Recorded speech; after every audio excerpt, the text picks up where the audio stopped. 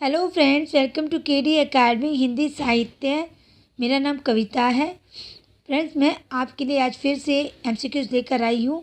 Sunday के दिन मैं आपके लिए एमसीक्यूज़ लाती हूँ। जैसा कि आपको पता ही है, हमारे 3 पार्ट में हो पाएंगे। फ्रेंड्स, अगर आपको ये आता है क्वेश्चन जो मैं पूछूं तो उसका जवाब आप कमेंट्स में दे सकते हैं। फ्रेंड्स, सबसे पहले तो आपका चैनल पर जुड़ने के लिए बहुत बहुत धन्यवाद। और अगर आपने इससे पहले की वीडियो नहीं, और फ्रेंड्स अगर चैनल को सब्सक्राइब नहीं किया है अभी तक तो चैनल को सब्सक्राइब जरूर कर लीजिए, बेल आइकन को प्रेस कीजिए जिससे आने वाले वीडियो का नोटिफिकेशन आपको मिल जाए, और लाइक कीजिए, शेयर कीजिए। चलिए शुरू करते हैं फ्रेंड्स। सबसे पहला क्वेश्चन है फ्रेंड्स, इसमें थोड़ा सा मिस प्रिंट है, मैं आपको बता देती हूँ, आप सुन लेना। काव्य अलंकार की रचना किस विद्वान ने की थी?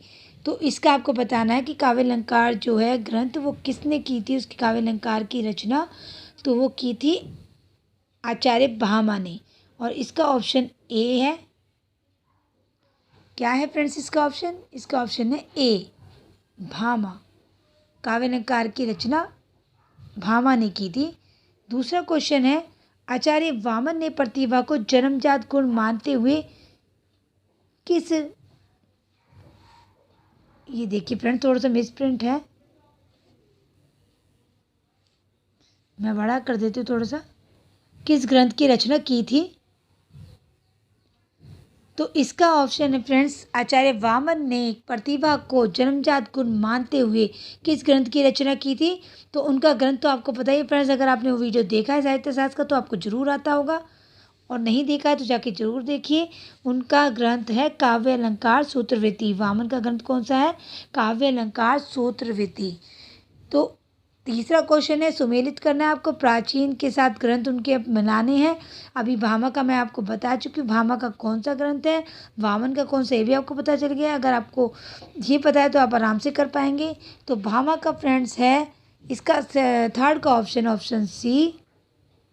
भामा का है काव्य अलंकार, वामन का है काव्य अलंकार सूत्रवृत्ति, और रुद्रट का है काव्य अलंकार, और मम्मट का है काव्य प्रकाश। ओके फ्रेंड्स, नेक्स्ट क्वेश्चन है फ्रेंड्स, फोर्थ क्वेश्चन है।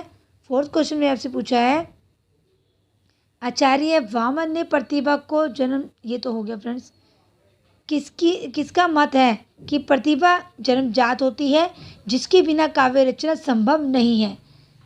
अभी आपको मैंने बताया फ्रेंड्स, पहले क्वेश्चन में अगर आपको समझ में आ गया होगा तो आप कर पाएंगे।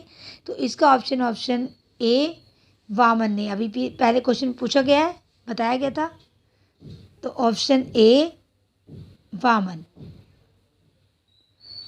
पांचवा क्वेश्चन है, सुमेलित करना है संप्रदाय को। अब संप्रदाय हमारे चल रहे हैं, अगर आपने वीडियो नहीं देखे तो जाके जरूर देखिए। अगर आप वो वीडियो देख लेंगे तो ये क्वेश्चन सारे आराम से कर पाएंगे। तो पहला है संप्रदाय अलंकार संप्रदाय, इसके कौन है आपको पता ही होगा, ये क्वेश्चन में भी आया था अभी। तो इसका फ्रेंड्स पांचवे का ऑप्शन है ऑप्शन ए, इसका डायरेक्ट मिल रहे हैं। भामा है, रस संप्रदाय के भरत मुनि है, रीति संप्रदाय के वामन है, और वक्रोक्ति के कुंतक है। अब ध्वनि संप्रदाय के प्रवर्तक निम्नलिखित में से कौन से हैं फ्रेंड्स? ध्वनि संप्रदाय के, मैंने अभी 2 दिन पहले ही आपको कराया ये संप्रदाय। तो ध्वनि संप्रदाय के कौन है फ्रेंड्स? अगर आपको आता है तो आप जवाब दे सकते हैं, नहीं आता तो आप, ध्वनि संप्रदाय के फ्रेंड्स है आनंदवर्धन। कौन है फ्रेंड्स? 6 का है ए, क्षेमेंद्र। इसमें मुझे लगता है फ्रेंड्स गलत दिया हुआ है, मैं आपको देख के बताती हूँ। क्षेमेंद्र जो है वो औचित्य के थे, ध्वनि के आनंदवर्धन है। तो इसमें रॉन्ग दिया है ऑप्शन में, ये गलत है। बी इसका ऑप्शन है। प्रवर्तक कौन थे ध्वनि संप्रदाय के? आनंदवर्धन थे। ये हम कर चुके हैं फ्रेंड्स।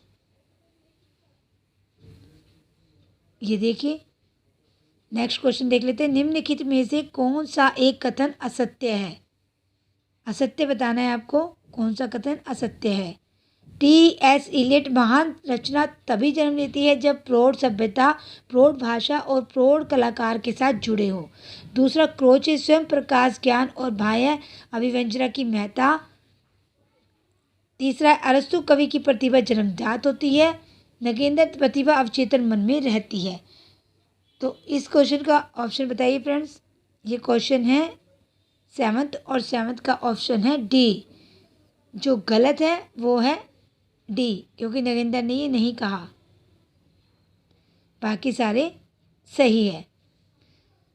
8वां क्वेश्चन है काव्य निर्माण का तीसरा हेतु क्या है। मैंने आपको 3 हेतु बताए थे फ्रेंड्स, काव्य का हम कर रहे थे। काव्य निर्माण का तीसरा हेतु क्या है, काव्य हेतु जब हमने पढ़ा था, तो इसका ऑप्शन है फ्रेंड्स ऑप्शन सी, अभ्यास। पहले क्या था, नंबर वाइज मैंने आपको बताए थे। अगर आपको आता है तो तीनों के तीनों का आंसर आप मुझे कमेंट में दीजिए। नेक्स्ट देख लेते हैं। 9th क्वेश्चन का ऑप्शन है, सॉरी फ्रेंड, पहले क्वेश्चन पढ़ लेते हैं।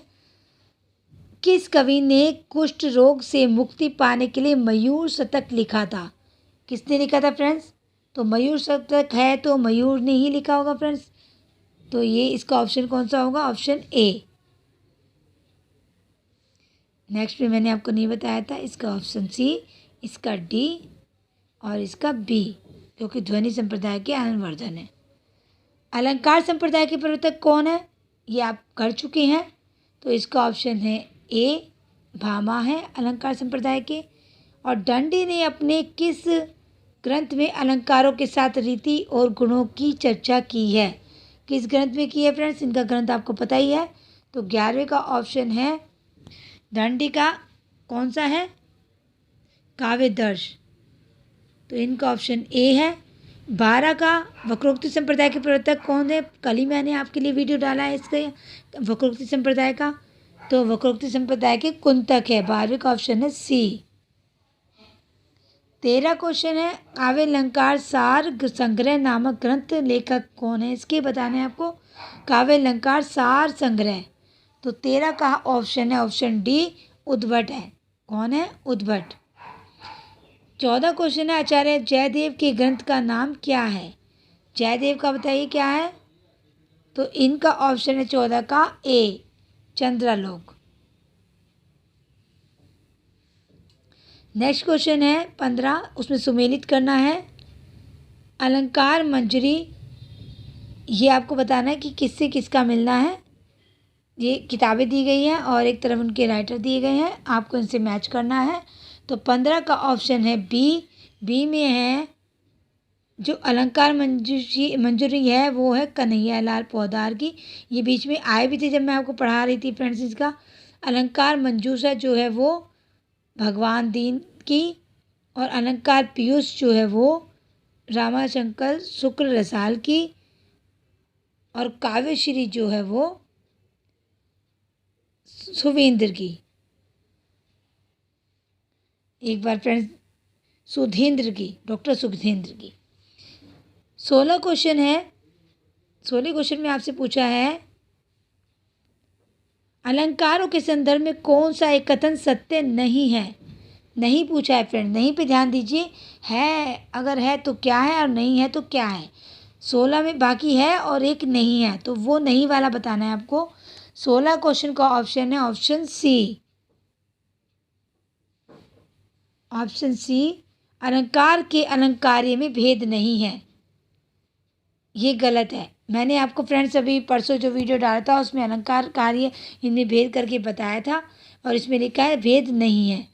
तो 17 क्वेश्चन है किस विद्वान का कथन है कि अलंकार केवल वाणी की सजावट है, विभाव की अभिव्यक्ति कराती हूँ, जिसका जो भी कथन होता है। तो 17वें का क्वेश्चन का ऑप्शन है ऑप्शन ए, सुमित्रा नंदन पंत। 16 का सी और 15 का बी। 18 क्वेश्चन है मैं अलंकारों के महत्व को भूल नहीं सकता, किसी भी प्रकार उसका अनादर नहीं कर सकता, क्योंकि अलंकारों ने काव्य कौशल के बहुत से ऐसे भेद खोले हैं जो अन्यथा अवशिष्ट रह जाते हैं। तो 18 क्वेश्चन का है option C, Ramdhari Singh Dinkar, option C. Next ले लेते हैं फ्रेंड्स, 19 क्वेश्चन है ये। 19 क्वेश्चन में आपसे पूछा है रस सिद्धांत के मूल प्रवर्तक कौन है। ये मैं करा चुकी हूँ, भरत मुनि है।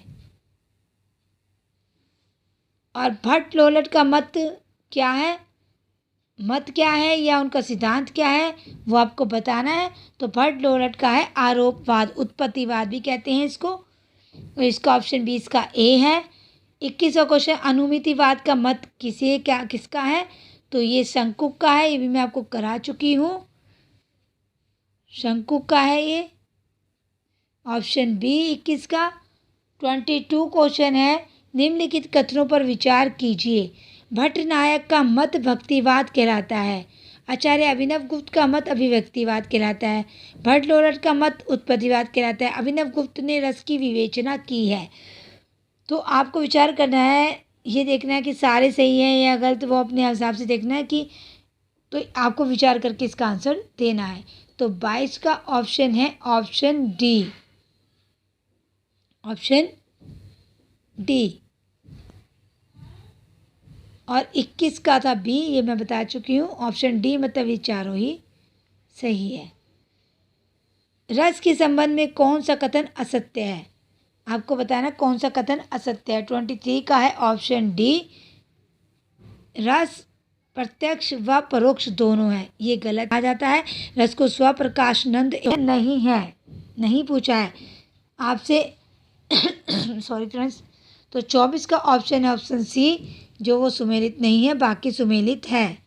मतलब करुण रस का जो विस्मय नहीं हो सकता, विस्मय जो आश्चर्यचकित का होता है, श्रृंगार रति का है, हास्य हास का है, और शांत निर्वेद का है, लेकिन सी जो है वो रॉन्ग है।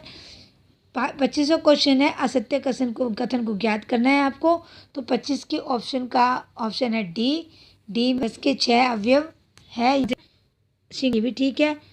और असत्य पूछा है तो अवयव बताने हैं आपको, रस के कितने अवयव हैं। तो ये चेक करके मुझे बताना फ्रेंड्स, कमेंट्स में जवाब देना। और मैं भी देखती हूँ, मुझे थोड़ा सा डाउट लग रहा है इसमें, इसलिए मैं आपको इसका सही आंसर नहीं बता रही हूँ।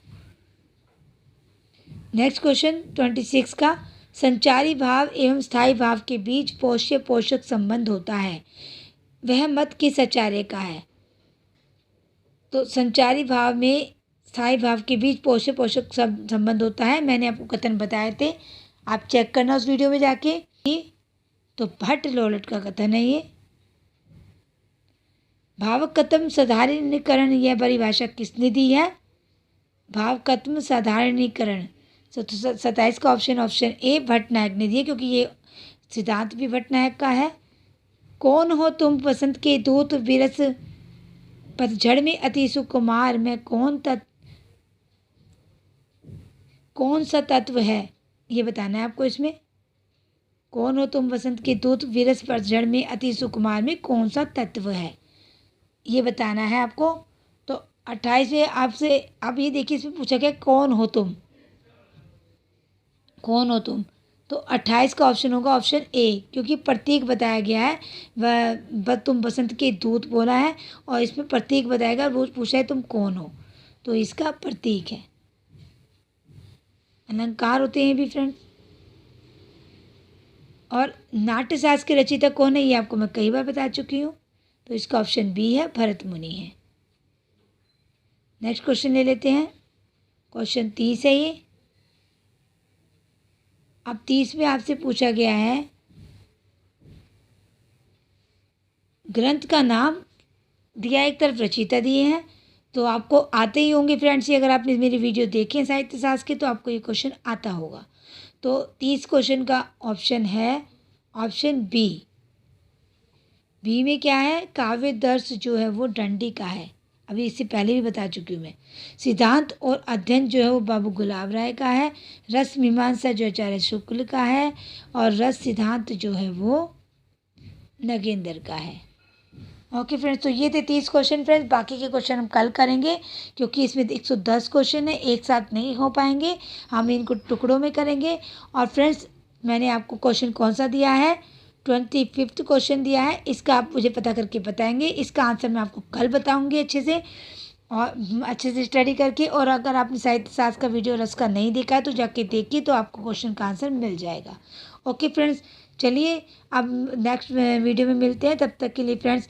और फ्रेंड्स, आपको कहना चाहूँगी, अगर आपने अभी तक वीडियो को, ये चैनल को सब्सक्राइब नहीं किया है, तो चैनल को सब्सक्राइब जरूर कर लीजिए, और बेल आइकन को प्रेस जरूर कीजिए, ताकि आने वाली वीडियो का नोटिफिकेशन आपको मिल जाए। और लाइक कीजिए, शेयर कीजिए। अगर आप फ्रेंड्स चैनल को सब्सक्राइब करेंगे तो आप आराम से वीडियो आपको मिल जाएंगे सारे लाइन वाइज, और आप अपनी पढ़ाई अच्छे से कर पाएंगे। ओके फ्रेंड्स, और तब तक के लिए बाय फ्रेंड्स, तब तक नेक्स्ट वीडियो में मिलते हैं।